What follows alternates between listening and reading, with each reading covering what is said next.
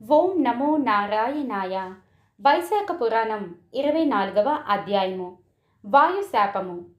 అంబరీషునితో నారదుడు ఈ విధముగా వైశాఖ మహత్యమును వివరించెను. శృతదేవుడు శృతకీర్తికి శంఖవ్యాధుల సంవాదమును వివరించుచు ఇట్లనెను. శంఖముని మాటలను విని కిరాతుడు ఇట్లనెను. స్వామి, విష్ణువును ఉద్దేశించి చేయు ధర్మములు, పూజలు ప్రశస్తములు. వానిలో వైశాఖ మాస వ్రత ధర్మాదులు మరింత ప్రశస్తములని చెప్పిరి. బ్రహ్మజ్ఞాని, ఆ విష్ణువు ఎట్టివాడు? వాని లక్షణమేమి? వానిని చెప్పు ప్రమాణమేది? వానిని తెలుసుకొనుట ఎట్లు? వానికి చెందిన ధర్మములేవి? వేనిచే అతడు సంతోషించును?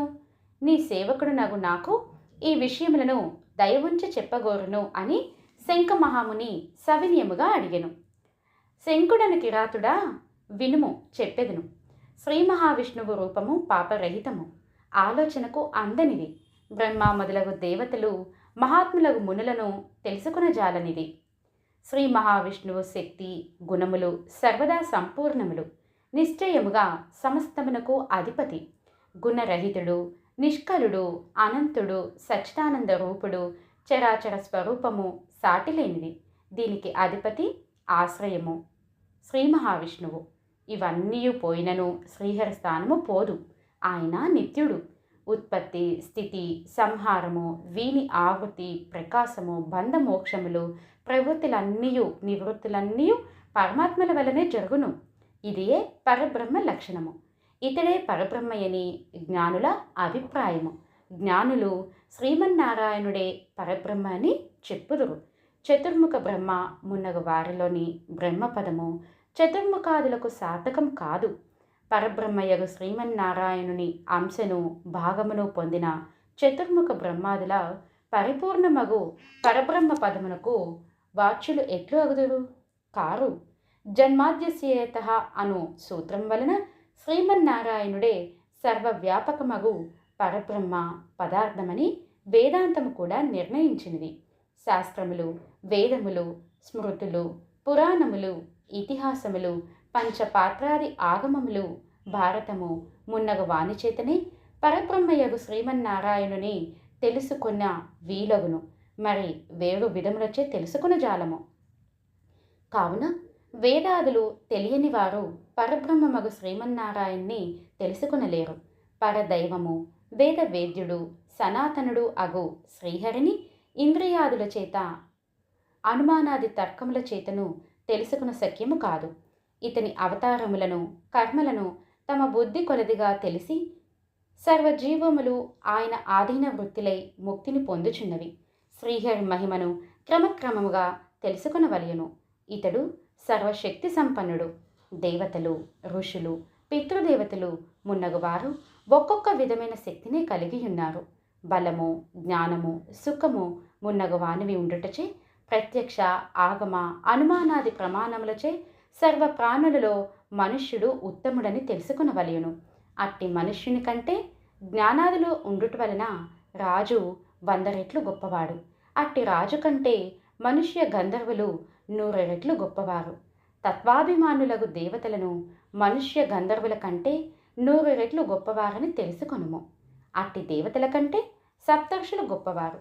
సప్తర్షుల కంటే అగ్ని, అగ్ని కంటే సూర్యుడు, సూర్యుని కంటే గురువు, గురువు కంటే ప్రాణము, ప్రాణము కంటే ఇంద్రుడు, మిక్కిలి గొప్పవారు బలవంతులు. ఇంద్రుని కంటే గిరిజాదేవి, ఆమె కంటే జగద్గురువు అగు శివుడు, శివుని కంటే మహాదేవి అగు బుద్ధి, బుద్ధి కంటే మహాప్రాణము గొప్పవి. అట్టి మహాప్రాణం కంటే గొప్పది ఏదీ లేదు. ఆ ప్రాణము నుండే సర్వము ఉన్నది. ఆ ప్రాణము నుండియే ప్రాణాత్మకమగు విశ్వమున్నది. సర్వము ప్రాణమునందే పుట్టినది, కూడి ఉన్నది. ప్రాణము వలననే సర్వము కదులుచున్నది. నల్లని మబ్బు వలె ప్రకాశించు నీ ప్రాణమును సర్వాధారమని పెద్దలు చెప్పుచున్నారు. లక్ష్మీ కటాక్షముచే ప్రాణము నిలిచియుండును. ఆ లక్ష్మీదేవి శ్రీమన్నారాయణుని కొద్దిపాటి దయచేతని మరింతగా ప్రకాశించును.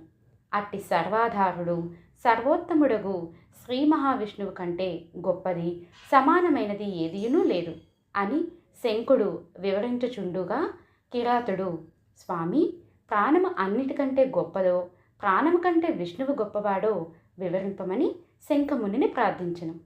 అప్పుడు శంఖుడు ఇట్లు చెప్పెను: కిరాత, వినుము. సమస్త జీవులు పరిశీలించిన నిర్ణయించిన ప్రాణాధిక్యమును చెప్పెదను వినుము. పూర్వము శ్రీమన్నారాయణుడు బ్రహ్మాండమును సృష్టించి బ్రహ్మాదులతో ఇట్లనెను: దేవతలారా, నేను మీ దేవతల సామ్రాజ్యమునకు బ్రహ్మను అధిపతిగా నియమించుచున్నాను. మరి మీలో గొప్పవారు ఎవరో చెప్పినా వానిని యువరాజుగా చేయుదును. అతడు శీలము, శౌర్యము, ఔదార్యము మున్నగు గుణములను కలిగి ఉండవలెను అని శ్రీహరి పలుకగా, ఇంద్రాదులు నేను గొప్ప అనగా నేను గొప్ప అని పరస్పరము వివాదపడిరి. కొందరు సూర్యుడు గొప్పవాడు అనిరి, ఇంద్రుడు గొప్ప అని ఇంకొందరు అనిరి. కొందరు ఏమీ అనక మౌనముగా ఉండిరి. ఇంద్రాది దేవతలు యువరాజు పదవికి తమలో తగిన వారు ఎవరో తెలియక నిర్ణయించుకొనలేక శ్రీమన్నారాయణుణ్ణి వద్దకు వెళ్ళి ఆయననే అడిగిరి. అప్పుడు శ్రీహరి నవ్వుచూ, విరాట్ పురుషుడు సృష్టించిన ఈ స్థూల దేహము వైరాజం అనబడును. ఈ దేహమున చాలామంది దేవతలు అంశరూపమున ఉండిరి. ఏ దేవుడు ఏ దేవుని అంశ ఈ శరీరం నుండి బయటకు వచ్చినా ఈ దేహము పడిపోవునో, ఎవరు ప్రవేశించిన లేచునో అతడే ఆ దేవుని అంశయే బ్రహ్మ, తర్వాత యువరాజు పదవికి తగిన దైవమని పలికెను. శ్రీహరి చెప్పిన మాటలకు దేవతలందరూ అంగీకరించరు. స్థూల శరీరమును పాదముల నుండి ముందుగా జయంతుడను దేవశ్రేష్ఠుడు వెలుపలికి వచ్చెను. అప్పుడు ఆ శరీరము నడవలేక ఉండెను, కానీ వినుట చూచుట మున్నగు సర్వ కార్యములను చేయుచుండెను. అప్పుడు ఆ దేహిని కంటే పాదముల నుండి బయటకు వచ్చాడు కాబట్టి అప్పుడు అతనిని కుంటివాడు అనిరి. కాళ్ళు పనిచేయట్లేదు కానీ మిగతా అవయవములని పనిచేస్తున్నాయి. ఇప్పుడు స్థూల దేహము గుహ్య అవయవం నుండి దక్షుడని ప్రజాపతి యువతలకి వచ్చెను. శరీరం పడిపోలేదు. వినుట చూచుట పలుకుచ అన్ని గాలిని పీల్చుచుండెను. తర్వాత హస్త ప్రదేశం నుండి ఇంద్రుడు వెలుపలకు వచ్చెను. అప్పుడు ఆ దేహిని హస్తవీనుడు అనిరి. ఆ శరీరము ఇంద్రుడు బయటకు వచ్చినను చూసుట మున్నగు వాణిని చేయుచునే ఉండెను. తర్వాత కన్నుల నుండి సూర్యుడు వెలుపలికి వచ్చెను. చూపు లేకపోయెను, కానీ ఆ శరీరము వినుట మున్నగ పనులను చేయుచుండెను. దేహము ముక్కు నుండి అశ్విని దేవతలు వెలుపలికి వచ్చారు. వాసన చూడలేకపోయెను, గాని వినుట మున్నగ వాణిని శరీరము చేస్తూనే ఉండెను. దేహము చెవుల నుండి దిక్కులు వెలుపలికి వచ్చినవి. అప్పుడు ఆ దేహికి వినికిడి శక్తి లేకపోయెను. చెవిటివాడు అనిరు. చూచుట మున్నగ పనులను చేయిస్తూ ఉండెను. దేహము నాలుక నుండి వరణుడు వెలుపలికి వచ్చును. దేహికి రుచి తెలియకుండెను. వినుట మున్నగవాణిని చేయుచుండెను. శరీరం పడిపోలేదు. పిమ్మట వాక్కునకు అధిపతియగు అగ్ని బయటకు వచ్చును.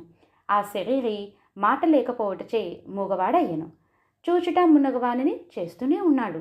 జ్ఞానస్వరూపుడగు రుద్రుడు శరీరం నుండి వెలుపలికి వచ్చును.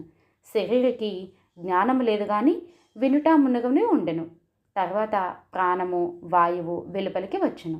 అప్పుడు ఆ శరీరము కన్నులు చెవులు మాట మున్నగనువి పని చేయుచుండును. నిశ్చేష్టుడే పడిపోయాను. దీనిని చూసి దేవతలందరూ ఆశ్చర్యపోయారు. అప్పుడు శ్రీహరి ఇట్లనెను: ఇట్లు నిర్జీవమై పడిన శరీరమును ఏ దేవత ప్రవేశించి లేవదీయునో అతడే యువరాజుని పలికెను. శ్రీహరి మాటలను విని జయంతుడు దేహి పాదములను ప్రవేశించెను, కానీ శరీరము లేవలేదు.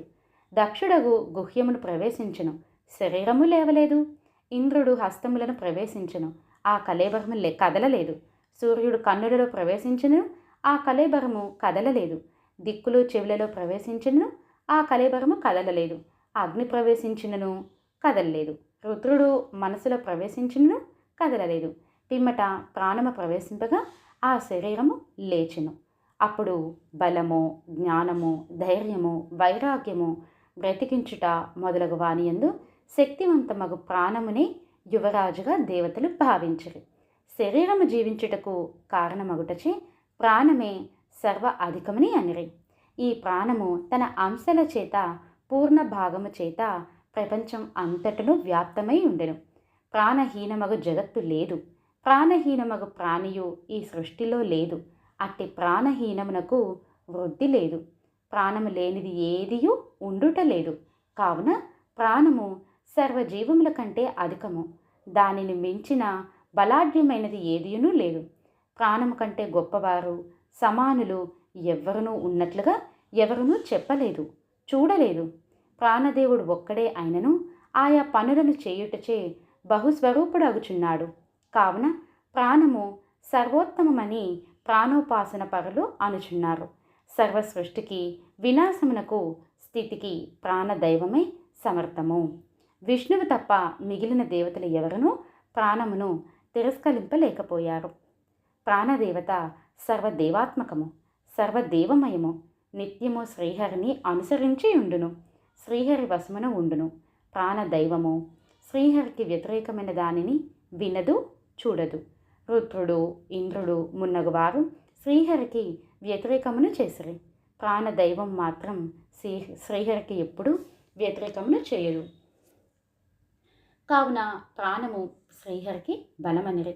కావున శ్రీ మహావిష్ణువు మహిమను లక్షణమును తెలిసిన జీవి పూర్వకర్మ వశమున సిద్ధమైన స్థూలము తన శరీరంపై ఉన్న కుబుసమును విడిచినట్లు విడిచి తుదకు సర్వోత్తమము వినాశవహితమునగు శ్రీహరి పదమును చేర్చున్నాడు. అప్పుడు శంఖ మహాముని వివరించెను. ఆ మాటలను విని కిరాతుడు ప్రసన్న మనస్కుడై సవినీయముగా మరల శంకుణ్ణి ఇట్లడిగెను. స్వామి, బ్రహ్మజ్ఞాని మహానుభావుడు జగద్గురువు సర్వేశ్వరుడును అగు ప్రాణము యొక్క మహిమ లోకమున ఎందులకు ప్రసిద్ధము కాలేదు? దేవతలు, మునులు, మహాత్ములు మున్నగువారి మహిమ లోకమున పురాణాదుల యందు వినబడుచున్నది. కానీ ప్రాణ మహాపురుషుని మహిమ ఎందులకు ప్రఖ్యాతము కాలేదు అని ప్రశ్నించెను. అప్పుడు శంఖమహాముని ఇట్లనెను. పూర్వము ప్రాణ మహాపురుషుడు సర్వోత్తముడగు శ్రీహరిని అశ్వమేధ యాగములు చేసి సేవింపదలచి గంగా తీరమునకు పోయెను. నాగళ్లతో ఆ నేలను దున్నించి శుద్ధి చేసి యాగశాలలను నిర్మింపదలచెను. నాగలచే దున్నుచుండగా పుట్టలో తపము చేసుకొను కన్వ మహామునికి నాగలి తగులుటచే తపోభంగమై కోపించెను. పుట్ట నుండి వెలుపలికి వచ్చి కోపగించి తనకు విఘ్నమును ఆచరించిన ప్రాణపురుషుణ్ణి చూసి ప్రధానుడని గర్వించిన నీవిట్లు నా తపమునకు విఘ్నమును ఆచరించితివిగాన నీకు ముల్లోకముల యందును ప్రఖ్యాతి ఉండదు, భూలోకమున మరింతగా ప్రఖ్యాతి ఉండదని శపించెను. శ్రీహరి అవతారములు ప్రసిద్ధములగును కానీ నీవు మాత్రం ప్రసిద్ధుడవు కావని అనెను. ప్రాణ మహాపురుషుడును కోపించి దోషము లేని నన్ను తప్పు చేయకుండున ఇట్లు వానిని శపించితివి కావున కన్వముని నీవు గురుద్రోహివి కమ్మని శపించెను. నీ ప్రవృత్తిని అందరూ నిందింతురని అనెను. కన్వముని శాపము వలన ప్రాణమహాపురుషుడు భూలోకమున ప్రసిద్ధము కాలేదు. కన్వని ప్రాణశాపమును అనుసరించి తన గురువు భక్షించి సూర్యునికి శిష్యుడయ్యెను. కిరాత, నీవడిగిన వాటన్నింటినీ చెప్పితిని. ఇంకనూ అడగవలసినది ఉన్నచో అడగమని శంఖుడు పలికెను అని శృతదేవుడు శృతకీర్తి మహారాజునకు చెప్పెను. ఈ విషయమును నారదుడు అంబరీషునకు వివరించెను. ఇది వైశాఖ పురాణం 24వ అధ్యాయం సంపూర్ణం. మరిన్ని భక్తి విశేషాల కోసం పురాణాలు, సచ్చరిత్రలు, అవధూతల చరిత్రలు, పండుగ విశిష్టలు, భక్తి పాటలు, కథలు, భక్తి ప్రశ్నలు ఇలా ఎన్నో విషయాలను నేను చేసే ప్రతి ఆడియో మీరు యూట్యూబ్లో వినాలి అని అనుకుంటే అందరూ వినగలరు, సబ్స్క్రైబ్ చేయగలరు. సబ్స్క్రైబ్ చేసినప్పుడు పక్కనే ఉన్నటువంటి ఆ బెల్ని యాక్టివేట్ చేసుకోగలరు. అప్పుడు మాత్రమే నేను పెట్టే ప్రతి వీడియో మీకు వస్తుంది. ఓం నమో నారాయణాయ. స్వస్తి.